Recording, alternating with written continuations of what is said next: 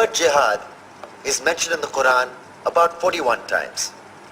The words mercy, peace, and compassion are mentioned about 355 times. Yes, come in. Come on in, Riaz. Sit down, please.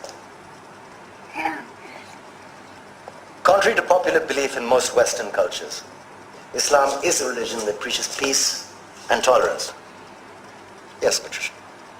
If Islam truly is a religion that preaches peace, then how come the world's most troubled spots, the West Bank, Afghanistan, Pakistan, Iraq, they're all plagued with Islamic terrorism? Well, that depends on your definition of terrorism. Some might argue that the U.S. invasions of countries like Iraq and Afghanistan are also acts of terrorism. No, those were acts of war to get rid of despotic regimes. Or means of getting at a country's oil. Conspiracy theories. Well, may I? Yes, please. Go ahead, Riaz. Mr. Khan is right. I mean, if we're talking about terrorists, the world's biggest terrorists are the white superpowers. Come on now. No, really, stop and think about it. Explain 9/11. Okay. Do you know how many people died in the Twin Towers strike? Around 3,000. And do you have any idea how many people died in the bombing of Afghanistan? Take a wild guess. More than 15,000 people died. And that's just conservative figures. About 50,000 tons of explosives were dropped on innocent civilians. Men, women, children. Yeah, but that was because of the Taliban.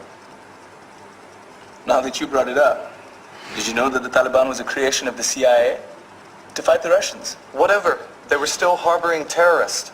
Yeah, right. Terrorists that were never found. Just like the weapons of mass destruction that were never found in Iraq. Do you want to get into the death toll in Iraq? 500,000 civilians and counting. And what do Britain and America say when they don't find these weapons? It's simple.